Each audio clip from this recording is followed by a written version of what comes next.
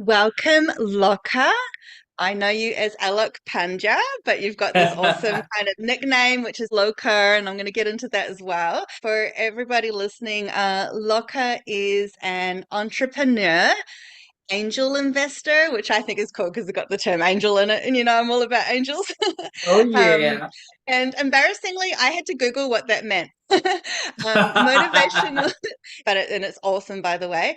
You're a motivational speaker these days. You inspire people to live a more fulfilled and meaningful life. And as I say that, I get all these vibes because you are such a light worker. This is you doing your light work, coming out of your shell. And you're like, here I am, world. Your first business started at such a young age, 17. So that is amazing in its own. So my son is about to turn 17 soon. So I'm like, wow, that's amazing. This eventually led you into a multi-million dollar real estate company in Dallas, Texas.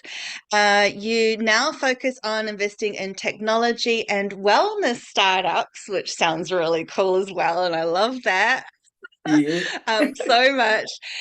You are so passionate about things like mental health and joy is your big thing, which we'll be talking about today, which is so important. And during your career as an entrepreneur, you really realized that these are the pinnacles to the ultimate life success. And as I read that, it's like, everybody thinks they know what success is, but you've kind of gone around the big long journey and back and come around and done a 360 to really discover what Yeah. it truly means within yourself. And that's one of the things that I really love and admire about you. And while building all your companies, and because I know you do so much stuff and you have in the past, and you're really my only client who I always connect with energetically as expansive. Like you are like out there. So with your energy, and when we discuss things in sessions, which I'll get into in a moment, you're just so out there, like you're galactical in your thinking and in your modus operandus, which is really cool. So during this time, you started to research and practice cutting edge Western and Eastern, all combined, which is lovely, both worlds, healing modalities.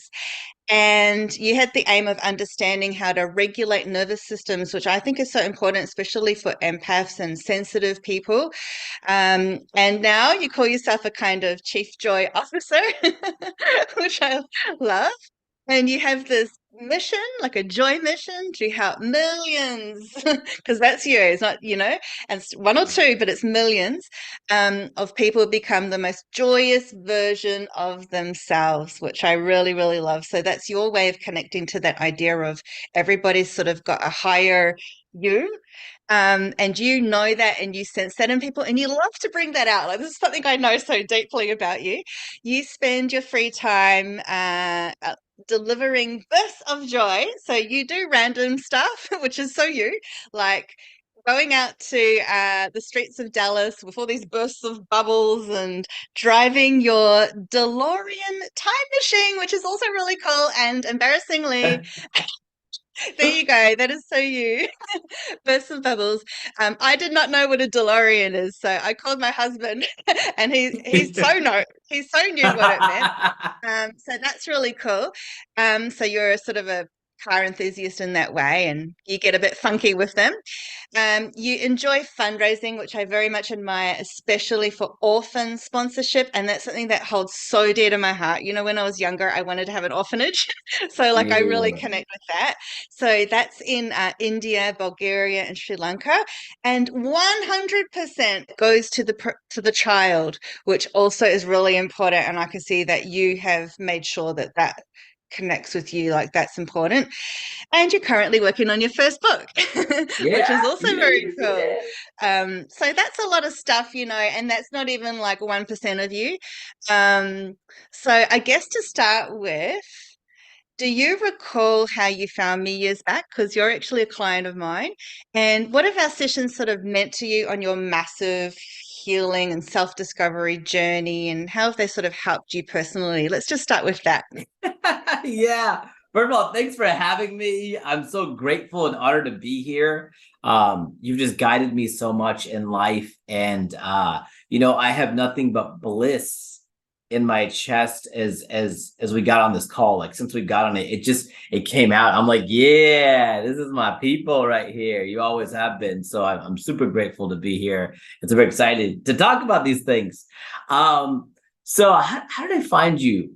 So what it was is that I was going through a rough time in my life and I was just seeking answers. I was a bit of a toxic relationship. And and I had connected. I was like reaching out to every psychic medium. Like we've talked about this, where I get kind of escaped to that kind of stuff. And so one of them is like, oh yeah, I connect to the Archangel Gabriel. I'm like, wait, what? What is like I had no idea. And so then one day I was like, oh, let me Google Archangel Gabriel. I'm like, wait, there's like 100 of these archangels out there, right? There's like Michael and like Uriel, like all these different ones. And because I was searching archangels, you popped up. And I'm like, whoa, this is a cool name, like Natalia Kuna. And then I said, right, I'm like, this is kind of Kuna. That's kind of cool. And so I started looking at, I was like, oh, she doesn't do just one. She does like a bunch of these archangels.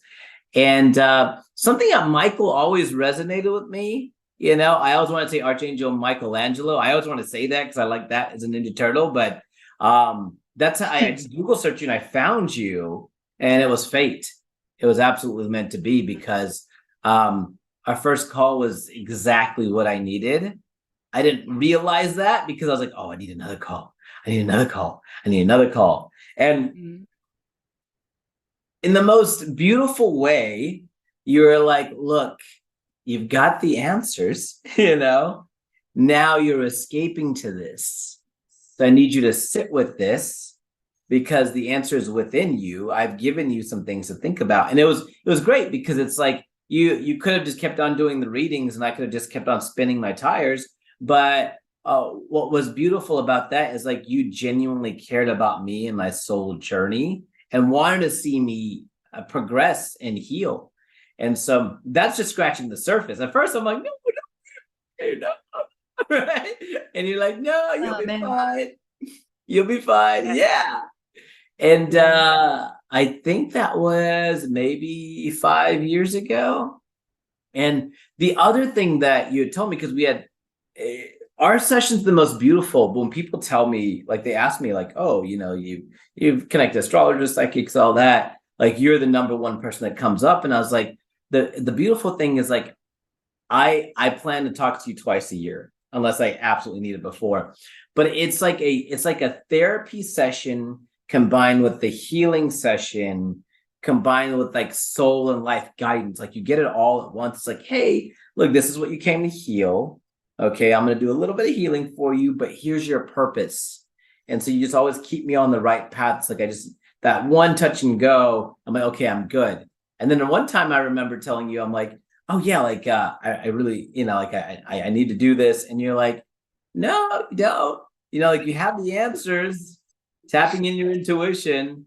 And so I would not be this joyful without you in my life and the guidance. Like you gave me some really great reflections and make me really think within myself, what's my intention? Where am I coming from? Why am I doing these things? Does it come place from like love, joy, magic, abundance, or does it come from like fear, shame, guilt, apathy, like those lower frequencies?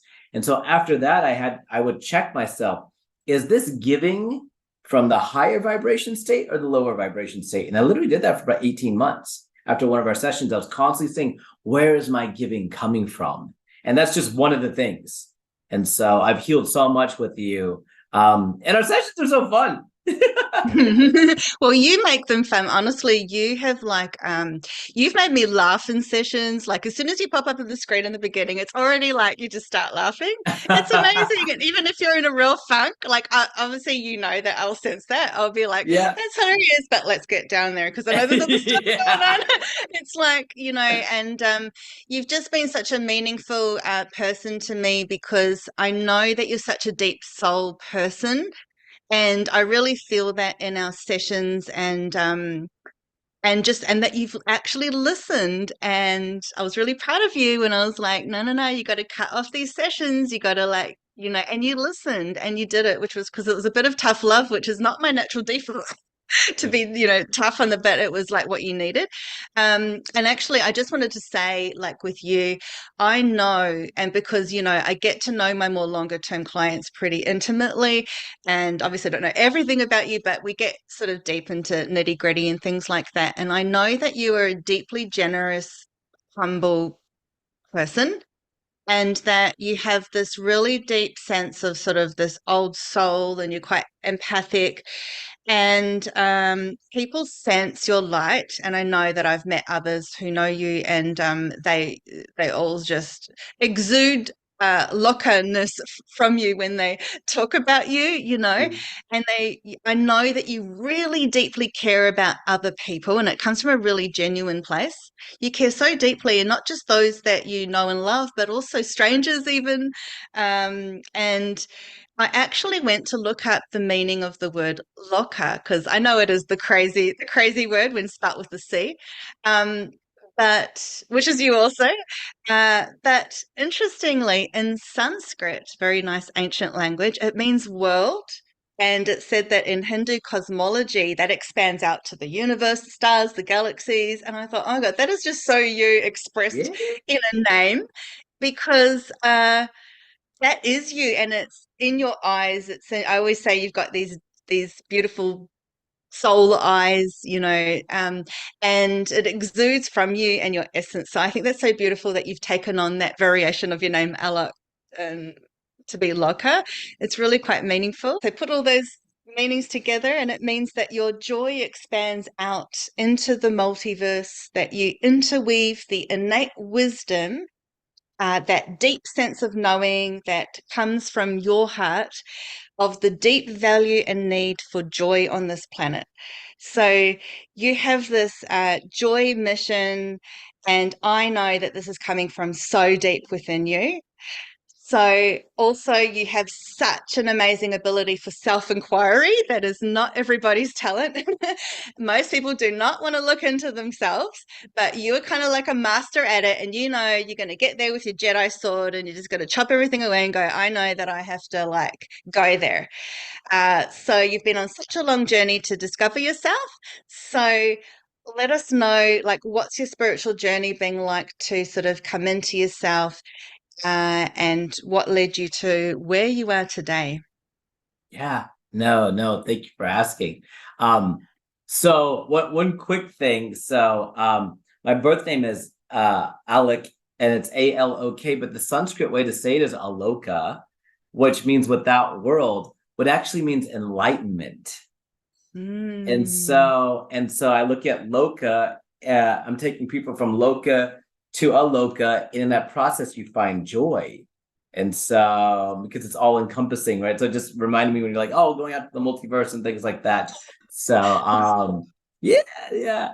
But yeah, my journey, it's been an interesting one. I grew up as a son to an immigrant family, and got into the whole my family got into the hotel business and the jewelry business, and I learned that vacation was a change of work, and I gained a lot of skills in that process. But when I was 13 years young, my mother passed away, and that shifted everything for me. They first told me that she had passed away from a heart condition, and it wasn't until a year later when I just, a heart condition, like, sounded so vague. And so I asked my father, I'm like, how did mom really pass away? And he literally just looked over to me in the car and he said, do you really want to know? And I was 14 years young at that point. And I said, yeah. He's like, she went back to my jewelry kind of casting closet, grabbed one of the chemicals out there and took it. That chemical was cyanide. And so at that age, I was like, oh, wow, she took her own life, and hugely impactful for me. Now, I can now say, and this took me years to get into, that was the best thing that ever happened to me. And the only ways one can look at that is they can only self-reflect and grow from that experience. You'd never want to lose a mother to suicide. But that event triggered so many different things in me: toxic codependency, low self-worth, low self-value, low self-love. But I was lucky that I was born into a spiritual family that, they're like, oh no, let's not take you to a psychiatrist, just throw them into a 10-day science and meditation camp. So whether I wanted to or not, I was self-reflecting. But that skill alone is one that I would say when people say they want to go to the gym and get stronger, or they want to get mentally stronger, I was like, that is the one skill that if anybody can take on, self-reflection, it's undeniable that you'll continue to progress in life, because you'll continue to be aware of the things that you want to work on and the things that take you outside of your peace. And so as I went down this joy journey, and where I am now, like I went to a lot of spiritual retreats, self-development retreats. I went to spoken to gurus, teachers, intuitives, psychics, astrologers all over the world seeking that healing. And I found joy. And it's exactly what you said, that now I look at that if anything or anyone takes me out of my peace, it's not, they were a gift to my life to show me that, oh, this ruffles my feathers. Let me look within, and what do I need to do within myself so that it won't take me out of my peace again? And so I think if I was Jesus Christ or Buddha or a Hindu god or Allah, like in human form, I would not think that any of them would get taken out of their peace if someone yelled at them or said they didn't look good, or I imagine them always being in their peace. So I'm like, I know I'm not a god, but I would think that, my belief is like when you go into spirit world, where you call it heaven, spirit world, is that there's nothing but bliss. But I'm like, why do we have to wait till death to feel that?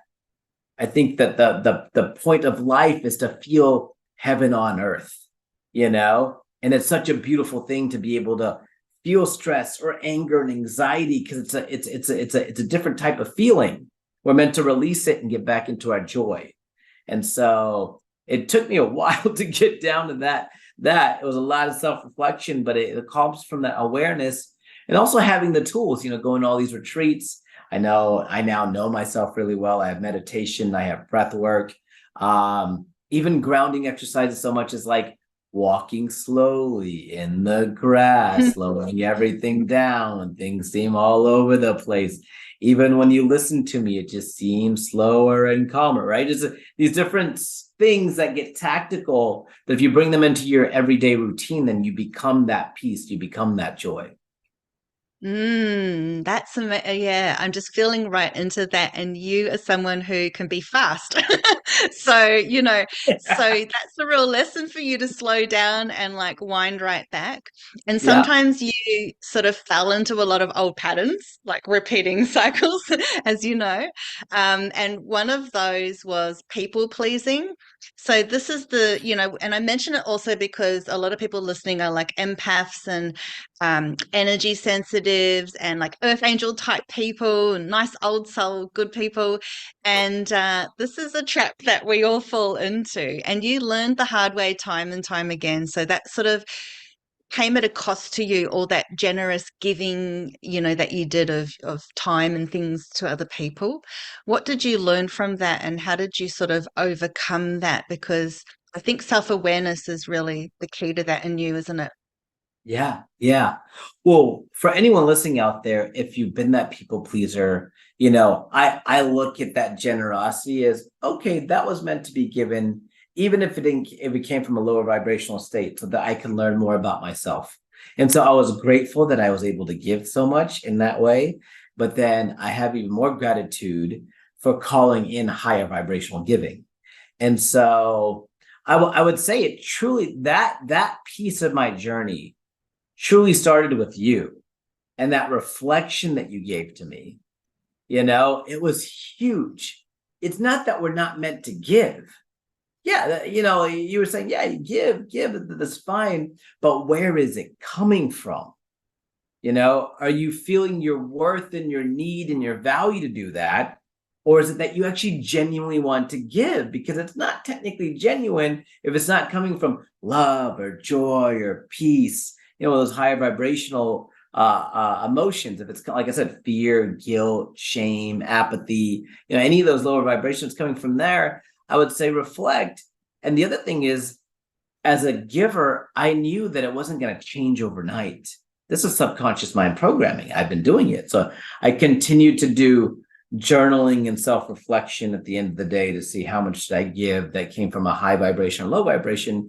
And say if I was giving 17 times a day and it was all coming from guilt, okay, not a problem. Honor it for what it is. The next day, if I gave 17 times, the plan was to give at least one time from love, joy, peace, a higher vibration. The other 16, great. That's my subconscious mind to play. And so I started to actually mark and document where these things were coming from. And instantaneously, if I gave someone something, then I'd reflect. Was that from a higher vibration, lower vibration? Was it genuine? And I slowly just self-reflection, being aware, like awareness is the first step. Give, absolutely give, have so much fun giving, but just know where it's coming from. And when it's coming from a place where it's ingenuine or trying to be like, trying to self-worth or self-value, trying to get that from someone, just the very next time saying, you know what, I'm going to give from a place of love and genuineness. And if you start doing that, sometimes it takes a little bit longer, but that's a self-reflection, the journaling, and just doing that, almost like keeping score, helped me so much. Absolutely. And you're so good at it, the self-reflection, I have to say, because so many people, like I said, they just can't do it. And, in our modern age as well, like, as you know, so many people are so stressed out to the max in our day and age. And they, in the hamster wheel and busy syndrome and get so serious and they're looking for happiness outside of themselves. And I think what you've really come to understand, as I have too in my own journey, is that that's just, looking elsewhere. You're not going to find it. You're just going to get very distracted. And I know that you've had a lot of distractions too along the way. But really, it's about, where this is going, right? It's about coming inwards within yourself and finding that true sense of joy, happiness, and a lot of that also comes with self-acceptance and acceptance for what is. How did Yeah, you find that? Yeah. yeah, exactly. It was a journey, and the two things I talk about being in joy is journaling. Well, let me take this back. It's all about releasing emotions and being joyful. So it's like, okay, I cry and then I go dance. I get angry and then I go sing. I say joy isn't this or that, it's this and that. Like you can experience grief and joy in the same day, anger and joy in the same hour, stress and joy in the same minute. I just did it yesterday. I started to feel myself go off the rails a little bit. I'm like, oh, I'm stressed a little bit. Went outside. I felt the stress, took my shirt off in the sun, got in the hammock, felt it, took some deep breaths. I started to feel bliss in my chest. And so that's from years of work to get into there quickly. But I used to, if I felt stressed, then, grab my mic in a different way and, right, and then you change this off and you just play with yourself. Like it's exactly that. It's experiencing both sides of it. And so, but journaling is a great way to release those emotions. And so if I didn't feel that self-worth, I'd write that down. This is why. And then I ground it in gratitude. So those are two things that you can do, especially I really recommend people to journal. I know it's weird. I used to hate journaling. I used to write, woke up, brushed my teeth, went to the bathroom, took a shower. I know what I did that day, but I didn't know how I felt. And so releasing those emotions sometimes when you're writing it down. One time I was writing about how angry I was at somebody. And then at the end, I was like, I'm so angry because I missed them. And it was grief. I thought it was anger, but it was grief. I was like, oh, I actually missed them. And the second part of really honoring myself, when we first met, me as Alok. And then I was like, oh, Aloka is the Sanskrit way to say it. And I'm like, Loka, and Loka began as my own personal superhero. It's an alter ego I created, in Loka set boundaries. He said no, he honored himself, he embodied that. But the more Loka I did, the more Loka I became. And so it's almost like Alok was that hurt inner child and he needed to be protected by Loka. And then Loka started actually speaking wisdom into Alok, because then he's like, oh, I've learned all these things. Let's get you to get here too. Like, this is how I want you to feel. And so, Kobe Bryant had Mamba because that's his like killer mode. I'm going to go attack. And, Beyonce has Sasha Fierce. Like, a Lady Gaga has her own, right? Like, everyone has like a little bit of an alter ego. I just decided to choose mine that was going to be more joyful and healed and honored myself. And so even one of my other friends, he's a therapist. His name is Robert Anthony. And I remember one time there was this girl that I was seeing that wanted to hang out because she had a tough day at work. Well, I love this girl for who she is, but she always had a tough day at work. It's just like that was kind of her pattern that she was in, like just everyone's against her. And at this day, usually I'd come in, the people pleasers like, oh, I'll be there for you. I was like, man, today I just don't, like I kind of need some time to myself. We're throwing the football around. And he said, hey, you got that best friend in New York? I'm like, yeah. Let me ask you a question. If he was flying in and he had a layover in Dallas, that's where I live, and he said, hey, I've got 5 hours to hang out, but then I got to go. He's like, would you go hang out with that girl or would you go hang out with him? I was like, what girl? I'm like, go hang out with him. And he's like, yeah, because that's your best friend, right? I was like, yeah. He's like, well, what if you were your own best friend? I'm like, oh. He's like, what if you always just made time for yourself that way and said, oh, it's you flying in to hang out with you? And so I kind of use those two things as like, let me be my own best friend, true self-love. And when I didn't feel like I could be that, I would switch into that alter ego. And at first it was just Loka when no one knew Loka, but then I would jokingly be like, oh yeah, Loka can't make it, so I can't make it, sort of thing. And then it switched to this whole thing to where that boundary setting started to happen. And I realized that when you don't set your boundaries, you're actually doing neither person a favor. You think you're doing something for them. You're hurting them too in that process, because even from an energetic standpoint, you genuinely don't want to be there. You got to ask yourself, and ask myself too, would I want to hang out with someone who really doesn't want to hang out with me? They're placating me. No, I want someone to be like, yeah, I'm hanging out with Loka. Yeah, like, don't cancel all plans. I'm going with this guy. Versus like, oh yeah, I'll come. I'll come. I was like, no, you go honor yourself. I'll find someone else that really wants to come with me. So yeah. It's such a massive lesson for you to learn because I've kind of been along the journey with you from Alok to Loka and everything in between. And so I can so see that playing out in your life. And it's just so funny from my perspective. Um, but yeah, boundaries, that's massive to learn, especially for you. You found that really insanely difficult because your natural default was to go around pleasing everybody and giving until you burnt yourself to the ground. Yeah. But so you've really come into your own in that way, and I just feel so proud of you for discovering that about yourself and actually implementing. You're an implementer, which is great. Because some people will just hear the advice, but off they go and kind of like repeat the same thing. So it's interesting that you mentioned the alter ego. And it's interesting because of the word ego, and it's funny because it's not really ego as in how we know of it in the spiritual. It's almost like an alternate version of yourself, like a higher version. And you have this natural understanding that everyone has a higher version self and a higher version joyous self, and that it's kind of like a spiral and kind of like a pendulum, which is sort of an ancient hermetic knowledge. Pendulum swing from, for example, from, high vibrational to low vibrational. Then you have all the emotions that you could apply that to. Anger is quite a big one for people where when they get in that mode of feeling like anger or guilty or, those really harsh emotions, they're really strong. And there's going to be some people that will say, yeah, joy, blah, blah, blah. I ain't got time for that. like, oh, that's too silly or whatever. So, what advice would you have for people that have gotten a bit kind of serious about life and they probably know within themselves they need to lighten up? Yeah. Yeah.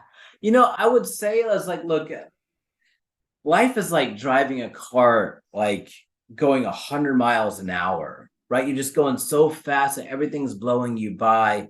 But when you're going that fast, 'cause that's what's turned to with social media and distraction and stress and work and going, you're gripping that steering wheel. Well, if you're going 100 miles an hour, your entire stress, your body is tensed up because it's in survival mode.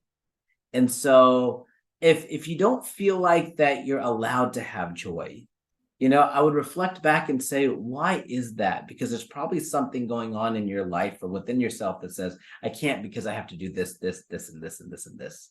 And so I would invite you to come back to your childhood, and think about the things that actually brought you joy and when you felt joy. And deepen into that, if you're a meditator, get into meditation, or if you're not, if you used to play on playgrounds, go to a playground, just kind of sit there kind of in nature, and know that that's one of our sole purposes, is to feel that joy. And so if you're in a place of stress, or anxiety, that this is something that's, once again, self-reflecting on, okay, this is here for a reason. This is teaching me something. Okay, what's causing me stress? What's causing me anxiety? Because you can have stress and joy at the same time. You can have anxiety and joy at the same time. And what I mean is, you're not going to have them at the exact same moment. But as soon as you have that emotion, like when I'm stressed out, it may seem weird because y'all haven't been in it as long, but I will blow bubbles, right? At work and dance. And so one of the reasons that it is because we've been so long without joy that we haven't given ourselves permission to have joy. So I always tell the story is that I go to the same retreat every single year for like a decade. And a couple years ago, one of my friends, he was going through something, and his whole family was kind of going through a few tough things. I said, Loka, he's like, you're on this whole joy journey, how do you do joy? I'm going to love this question. All right. So I always have these bubbles on me. And so I pulled one out and gave it to him. And I kept one for myself. And I just blew some in his face like this. And he just stood there. And then I did it again. Right? He's just like, yeah. But then I did it again. And he's like, well, this is not working. This twice, like crouch sounds like crouching tiger, hidden bubble, He still just stood there. But then I started skipping around him, blowing bubbles all around him. And he's like, Loka, what are you doing? And I said, Joy, what are you doing? And he just kind of looked at me. I was like, look, you've taken the burden of the world on your shoulders. You're constantly trying to take care of everyone out there. You're just focused on them, or you're stressed about this, stressed about that. You've not given yourself permission to have joy. And so I made him repeat that. I was like, I give myself permission to have joy. So if you're listening out there, say that. I give myself permission to have joy. I give myself permission to have joy. I give myself permission to have joy. I do it enthusiastically. And so I did that. And, he didn't blow bubbles that night, but 9 hours later in his hotel room, he sends me a picture of bubbles out there. And he's like, I've not felt this in such a long time. And so if you're one of these people that haven't felt it, I really encourage you, go blow some bubbles. Skipping is the quickest way. I'm going to tell you, it's going to feel uncomfortable. It's going to feel weird. Joy is weird. Your own joy is weird. When someone calls me weird, I'm like, oh, thank you for noticing. Oh my gosh, am I wearing it this well? Okay. Like, oh, look at it. Take a picture before it goes away, And so try skipping, blowing bubbles, singing, dancing, being out in nature. Do something that brings you joy. Just feel it. And now when you remember what that feels like, and I tell you, joy is all in nature. So if you're like, I don't know what to do, go on a hiking trail, go on a nature trail, be out there, because joy automatically comes in. It's very grounding. Once you feel that, and you're like, oh yeah, I remember what this feels like. Do more of that. More and more and more of that, because you absolutely deserve joy. Every single being on this planet deserves joy. So Yeah, I I love it. And, you mentioned the word deserve. A lot of people feel like they don't deserve, they have that feeling of unworthiness. And then when you gave that story about the man and his uptightness, it's like the bubble represented for you. It's a joyous thing, and it's to open a person up and bring out their inner child. But I saw the bubble also as a symbol of bursting the kind of spell of life, the bubble of life, and people put themselves in their own sort of bubbles of entrapment, Yeah. and like their own box. And the world can be like a box in a way, like a kind of matrix where you feel kind of stuck, right, in the system. And people also get into their own sense of control. And that also stops them from feeling joy, I feel. And it's really interesting that you mentioned that joy has become weird for people these days, where it's such a natural thing and it should be a natural default. And I know that, as I know, working with angels, angels are just the embodiment of joy. They're just joy. And we have this natural default. Babies come out, and they're so cute when they laugh. It's that childlike quality. And so I find that really interesting that that's where we've come in the world, that it's now like you're a weirdo if you're happy. Yeah, What's yeah, wrong with you? yeah, You know? yeah. So, Alec, if you were an animal, what animal would you be and why? A monkey. I knew it. I knew it was monkey. You so Or are a monkey. Yeah. or a baboon, like Rafiki is my spirit animal. Because they're so playful and they're so fun. And I just love it. Just kind of like that bouncing around energy, swinging from tree to tree, grabbing a banana, having the time of their lives. And I just always love Rafiki because he is that way, but he's also a sage, And so monkey's like my first default playful joy. But then I go back to Rafiki's because that's what it is. Like if you see some of the most spiritual masters, they've got that monkey energy and they're peaceful, but they're playful at the same time. So yeah, 100% a Yeah. monkey. I Oh my want a God. monkey. I'm like, how do I get a monkey? Yeah, I so see you with a monkey on your shoulder, Yeah, like absolutely. And a yeah, nappy. yeah. Yeah. This whole thing? Oh, this whole thing? Yeah. Oh. It's really funny because like you know that a monkey is sage, and that's not a word that someone would analogize a monkey with. They would go with the crazy, run around everywhere part of it. But it's really making me think of how you've been the larrikin of the room. It's kind of like the court jester, like the comedian archetype, where if you think of like Robin Williams, they can get really depressed and sad because they've got such big hearts. And I've really seen, I've sort of made up this whole thing of a court jester being an archetype in that way. And what I notice about some people who have that joyous sense of spirit and that sort of entertainment quality about themselves, with certain people like yourself, is that you observe a lot.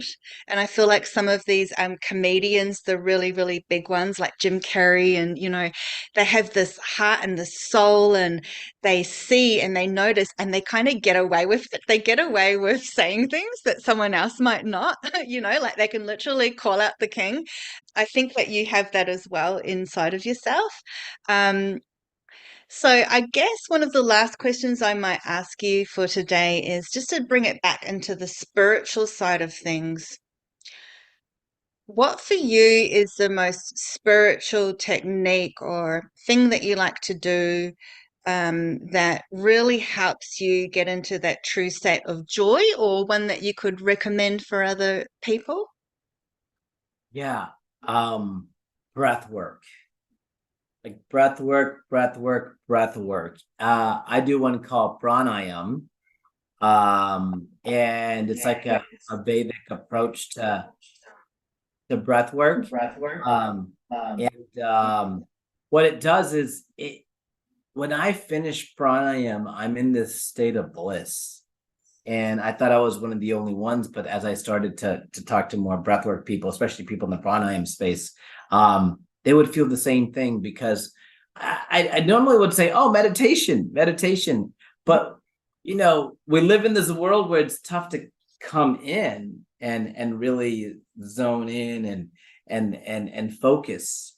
But when you get into that state of breathwork, there's this something that this connection with something beyond myself, but then within myself. It's like within and without. And it's the most beautiful thing. And so I would say pranayam, or even shamanic breath work, which is circular breathing.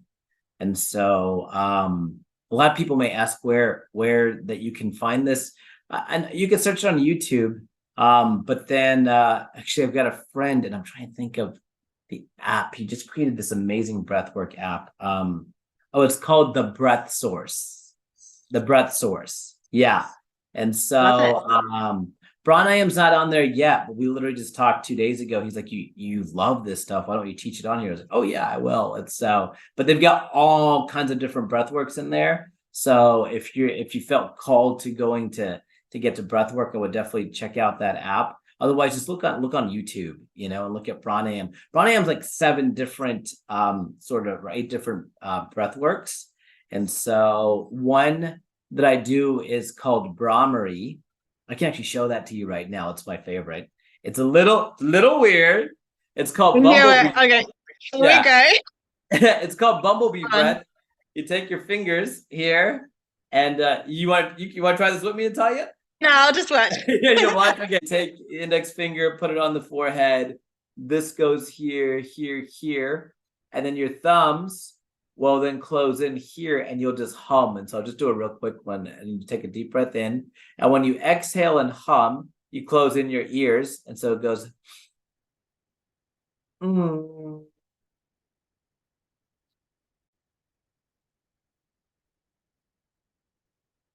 Oh yeah, it's like good stuff. Mm-hmm. And it brings all your senses inside, and you just I feel this bliss in my head. There's this buzzing. It's amazing.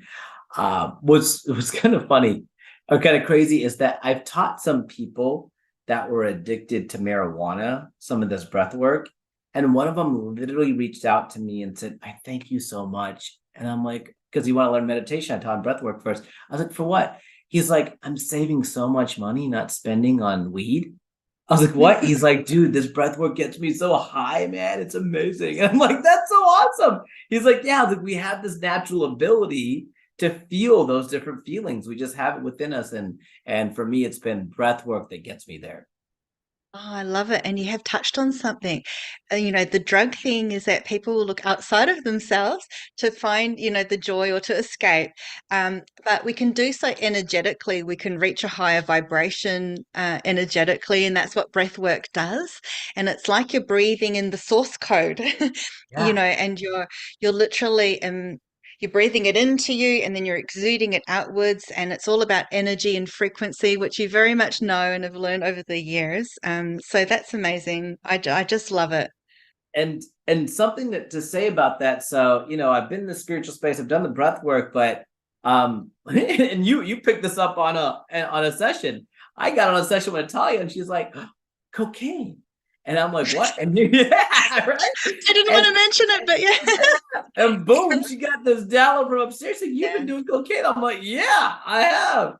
And I've tried Molly, MDMA, and there's that I've tried the thing. So it's this end that I've tried these things, and I felt the difference. And yeah, you get that temporary high with these things, but like there's a lower vibration that you can just feel when you're super aware that you have to build back up from. And my most beautiful time is I went to a music festival, and I'm like, you know what? I'm not going to do Molly, MDMA. And so the first day I get in there, and I'm in there's so many people. They're in the state of love. A lot of them are on Molly, but I get in there and I do breath work, and there's like 200,000 people there. I'm sitting on the ground doing breath work and meditating, and I feel this insane amount of bliss, like this highest high, because I just feel like I'm so connected with the music and everyone around me. I'm like, wow, this is amazing. And somehow the next day I get a Molly pill, an MDMA pill in me. And I'm like, should I do it? Should I not? Should I do it? Should I not? And I popped it in my mouth, and I felt that sensation, that serotonin rush. And but I couldn't feel as high as I had before. So then I got another one, And I did it, and it was the first time in my life where the night I didn't take it felt significantly better than the night I took it. And I feel like that I was meant to have that experience, because if I only had the, meditation, that I wouldn't have got to see that contrast. And I'm like, wow, I don't need this to feel this amazing feeling, because I have it within me. And the first time I took it, I'm like, oh, it lets me know that I can achieve something here, but I don't need something outside of it.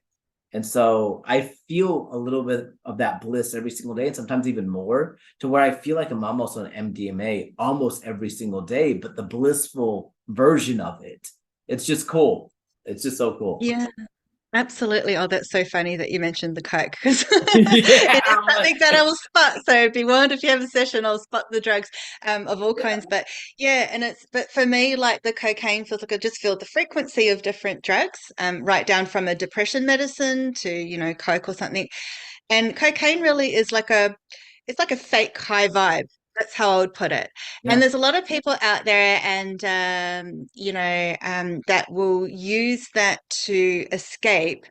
And because I feel that it comes from they have so much and people use drugs for all sorts of reasons, and I've got no judgment towards it at all. Yeah. But the high vibe thing, people are even just going to trance parties and things like that. They're trying to find something outside of themselves because they naturally know within themselves that there's this bigger open space that is where we come from in the celestial realms. That is truth, Yeah. expansion. And so Yeah. they want to expand their minds outside of running away from feelings and all that stuff. But you're very right. When you come into yourself and you learn how to raise your frequency, which you do in various ways, and breath work is one of those.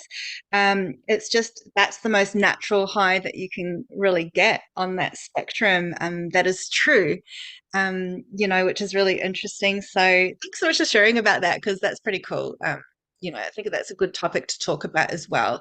And also, you know very well that there are mental health aspects with drug usage as well. There's all that side of it. So anyway, thank you so much, Lockhart, for sharing your love and your joy, for spreading your light and your goodness out there to the world. And I know with you that it has ripple effects and that it comes from a sincerely genuine, authentic place. And it's just been a pleasure to know you. And I consider you like a friend client and just love you to bits and I wish all the best for you and your joy journey. Thank you. And I want to say thank you for your love and guidance and healing. And I said at the beginning of the call, but I would not be here without you. And just you've taught me to trust myself, trust myself, trust myself, trust myself. And that's huge. So thank you for everything that you do for me and the entire world. And just as a last note to everybody, honestly, go out there today and do something joyous, even some little thing like Alok's suggestions, like a childlike thing, go and skip, go and do something crazy, dance or something, and then make an effort to go and do that every single day. So make it long lasting rather than short lived. Just a quick note that you can find us both on Instagram. Loka is at Loka Pandya and I'm at Natalia Kuna. You can also find out more information about us, including our websites, on the link below. All right, signing off. Thanks for joining Spiritual Soul.